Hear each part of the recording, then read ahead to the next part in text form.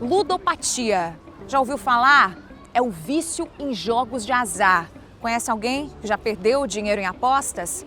E você saber que Santa Catarina é o 6º estado do Brasil em volume de apostas? Só que no estado já são 90 bets cadastradas. É um problema silencioso que drena a saúde, bem-estar das famílias, dinheiro que podia circular na economia, mas é possível virar esse jogo porque aqui na CAT nasce a Vire o Jogo, uma plataforma digital, uma startup que reúne no formato de comunidade pessoas que sofrem com vícios em jogos de azar e as suas famílias. Uma ideia que está virando esse jogo do vício em jogos de azar e é uma ideia catarinense que transforma.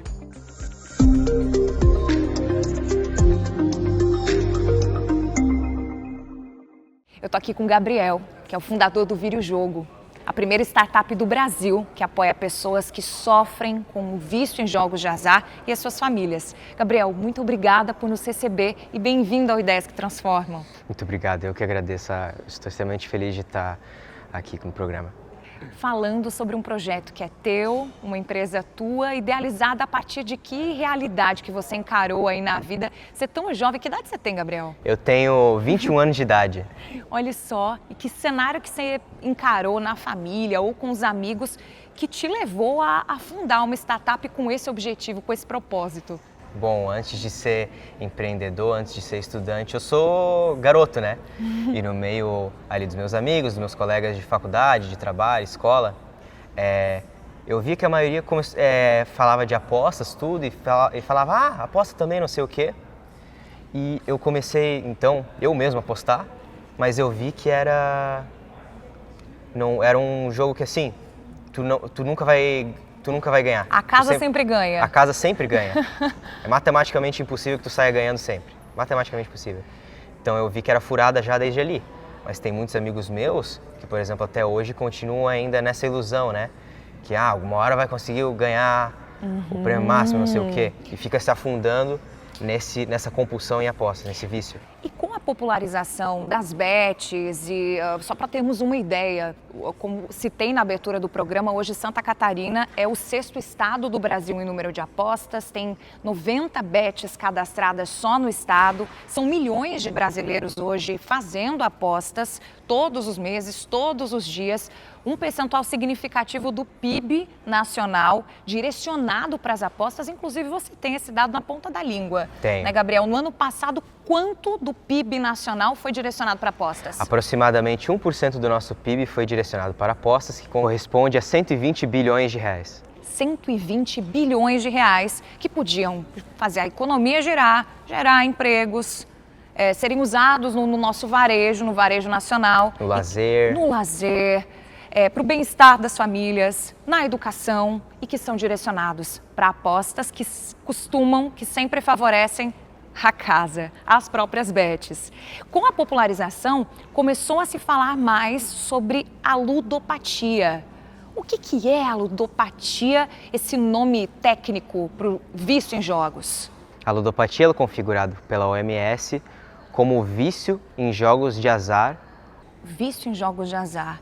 É uma doença categorizada pela OMS. Sim. Olha só. E o que caracteriza alguém que joga? Eu jogo de alguém que é viciado. Você tem esse dado? O viciado, ele não aceita, às vezes, que perdeu e tenta recuperar. Cada vez mais ele tenta recuperar, cada vez mais ele tenta voltar ao valor original que ele teve da aposta e acaba perdendo mais dinheiro consequentemente, criando assim dívidas, problemas, criando problemas emocionais, problemas financeiros, por aí vai. Além de acarretar, às vezes, até para outros problemas, por exemplo, atraca para um alcoolismo, para uso de outras drogas, atraca para outros tipos de vícios. Um ciclo vicioso que acaba envolvendo outros vícios ali. Um problema silencioso, que é quase um tabu. E que não afeta só a pessoa, não afeta só o indivíduo, né? Afeta a família dele, os colegas de trabalho dele, afeta toda a sociedade no geral e as pessoas parecem que não prestam atenção devida para esse problema. A gente vai ouvir, em seguida, uma profissional envolvida com o videojogo que vai trazer uma abordagem também técnica sobre a ludopatia, sobre o que ela observa dentro da comunidade que está sendo construída na plataforma do videojogo. Mas vamos falar da empresa, vamos falar dessa possibilidade de virar o jogo para viciados em jogos de azar. O que é uma plataforma, uma comunidade digital que tem como objetivo acolher e tratar e cuidar dessas pessoas? Bem, é como se fosse um centro de comunidade, né? Como se fosse uma rede social, que todos que participam do videojogo eles podem ter a oportunidade de se juntar, como se fosse uma rede social mesmo, né? Para poder falar de temas dali que, claro que a gente modera daí, né? A gente faz a moderação, que sejam pertinentes para o tópico para a recuperação da compulsão em apostas. Eu acesso um site, eu clico no link da comunidade e sou direcionado para um ambiente digital que você está acompanhando aí na tela. E nesse ambiente digital eu interajo com outros usuários. Isso mesmo. E eu tenho acesso a profissionais que cuidam, que podem cuidar do viciado? Como que funciona? Além disso, tu pode, por exemplo, marcar consultas com profissionais especializados na área para conseguir terapia. E profissionais de que frentes? Psicólogos? Terapia no geral, sim, psicólogos, psiquiatras, enfim. Perfeito. E o grande diferencial de profissionais que atuam dentro da videojogo para profissionais que eu posso buscar no mercado é qual? A frente de estudo deles é especializado na ludopatia, ou transtorno do jogo, enfim. É especializado na compulsão em apostas. Olha só, nós temos uma dessas profissionais que gravou inclusive pra gente, para contar um pouco que profissional é essa, é uma psicóloga que atua com vocês, Renata, a Renata. Vamos acompanhar uma fala da Renata sobre o trabalho dela no videojogo. Nos jogos que se desenvolve a ferramenta, os indivíduos não têm um autogerenciamento, um autoconhecimento, e as empresas que fornecem essa ferramenta pensam só no próprio lucro. Elas sugam ao máximo todas as possibilidades daquele indivíduo até ele se tornar inútil no processo, descartável na verdade, e é onde entra o maior sofrimento relacionado à depressão e à decadência humana. Diferente das outras áreas, o jogo não tem um suporte e um acolhimento emocional tão intenso. As outras áreas têm rede de apoio, tem casas, tem telefones, temos o AA, né, que é tão conhecido, e o aplicativo do videojogo tem essa função de estar ali na mão, disponível para quando este indivíduo já em isolamento queira ter um suporte emocional, possa acessar a ferramenta no mesmo local onde ele tem o acesso ao seu vício. Então vai facilitar o acolhimento, vai facilitar o apoio e vai ampliar a possibilidade de ele divulgar este canal para outras pessoas. Porque geralmente quando chega no setting terapêutico, nos consultórios, quem vem com a demanda é a família que já passou pelo suicídio dessa pessoa, que estava com uma dívida enorme, que não conseguia sair desse local. Essas pessoas, elas se isolam. Não é tão fácil de você reconhecer um jogador compulsivo. Você reconhece um alcoólatra, você reconhece alguém com um distúrbio alimentar, você conhece alguém com ansiedade, enfim. Mas um jogador compulsivo, ele é uma pessoa não identificável na sociedade. Então é muito mais difícil de você conseguir dar um apoio, dar um abraço ou conversar com ela, até porque ela não se abre. O aplicativo vem com essa função de apoio emocional, profissional, tecnológico, de saúde, e entra diretamente no local onde o próprio indivíduo tem a demanda. Ele também vai ter o suporte. Ouvimos a Renata, que é uma das profissionais que atendem na plataforma da videojogo. Tem também conteúdo como o da Renata, no formato de palestras, de webinars, gratuito dentro da plataforma? Sim, sim. Até mesmo para quem se cadastra, a gente gosta de disponibilizar, por exemplo, conteúdos gratuitos como e-books, planilhas, por exemplo, para planejamento financeiro, através de e-mail, como se fosse um newsletter, né? Certo. A gente gosta de disponibilizar isso para os usuários que se cadastrem na plataforma. Fora que toda a aba de comunidade é de graça, né? Uhum. Então, o apoio dos próprios membros da comunidade tu sempre vai ter, independente de ser membro ou não da comunidade de pago ou de graça. E uma vantagem notável na videojogo é que o viciado em jogos de azar, da atualidade, ele se vicia por meio da tela, seja do computador ou seja do celular.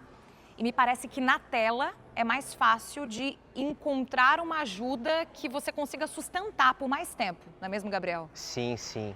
Fora que além daí não temos o problema, por exemplo, de alcance, né? A gente pode alcançar desde alguém aqui de Florianópolis, alguém, sei lá, do Amazonas, do Nordeste do país, do Centro-Oeste, enfim, do Brasil inteiro, até fora do Brasil, né? Qualquer que fala a língua portuguesa. Essas pessoas geralmente elas têm uma certa vergonha de ir atrás desse atendimento, dessa ajuda pessoalmente. Elas têm uma certa resistência a se expor, não é mesmo? E ali elas encontram pessoas que, atrás da tela, conseguem apoiá-las. E aí existe uma condição de se sentir menos vulnerável ali naquela posição, atrás de uma tela. Isso é muito bom. Agora, uma curiosidade. Quanto tempo uma pessoa que é viciada em jogos de azar pode ficar em tratamento dentro dos planos que vocês oferecem? Ou não existe prazo, não existe tempo? Não existe prazo. Tem ali um tempo de renovação que ele pode escolher se quer renovar ou não quer renovar, se ele não vê sentido em continuar o tratamento, ou ele pode continuar até se sentir confortável o suficiente, poder seguir o seu caminho e poder concluir que finalmente conseguiu virar o jogo. Então, ao acessar Vira o Jogo, ao acessar a plataforma, eu me cadastro ali, eu tenho acesso a um primeiro atendimento e em seguida eu faço a adesão a partir daquele primeiro atendimento ao plano que fizer mais sentido e que for apontado para mim na anamnese inicial. É mais ou menos assim que funciona? Mais ou menos isso, ou até se quiser um agendamento avulso, consegue, para fazer, por exemplo, um atendimento só, né, com terapeuta, mas enfim. Antes de fundar a plataforma, que é bastante jovem, cabe a gente dizer, tem quantos meses, Gabriel? A gente está em operação há 6 meses, mas a ideia inicial mesmo surgiu há 1 ano e meio atrás, fevereiro de 2024, para ser mais exato. O grande desafio hoje é alcançar as pessoas que são viciadas em jogos e não sabem que precisam da Vira o Jogo? Esse é o grande desafio, Gabriel? Você tem uma ideia de como alcançar essas pessoas hoje? A gente busca tentar achar pessoas que possam contribuir com o projeto, seja embaixadores do Vira o Jogo que possam falar pela causa com a gente, seja investidores, seja apoiadores que possam contribuir para espalhar a palavra pelo Brasil inteiro para que a gente possa, no fim do dia, né, é sobre ajudar o máximo de pessoas possíveis. É a influência positiva sobre os jogos de Sim. azar. Perfeito, sobre um mecanismo criado para combater o vício construído pelos jogos de azar. Incrível isso. E entra um ponto aqui muito importante, que é a popularização dos jogos de azar, das casas de apostas. Ela se dá pela influência, principalmente das mídias sociais. O quanto é fundamental que se construa agora uma influência positiva sobre a Vira o Jogo.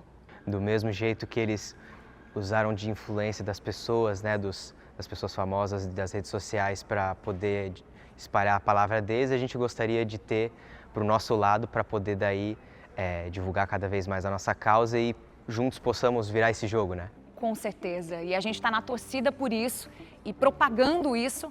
E é muito bacana ter vocês no Ideias que Transformam para ajudar a popularizar essa ideia que merece correr o Brasil e o mundo com certeza. Parabéns, Gabriel. Muito obrigado. Sucesso. Que o Vira o Jogo cresça demais, porque é uma ideia que transforma. E a Vira o Jogo só é uma ideia que transforma porque foi transformada em ação. Nosso programa de hoje está ficando por aqui, mas em breve a sua ideia pode acontecer aqui também. Por que não? Até breve.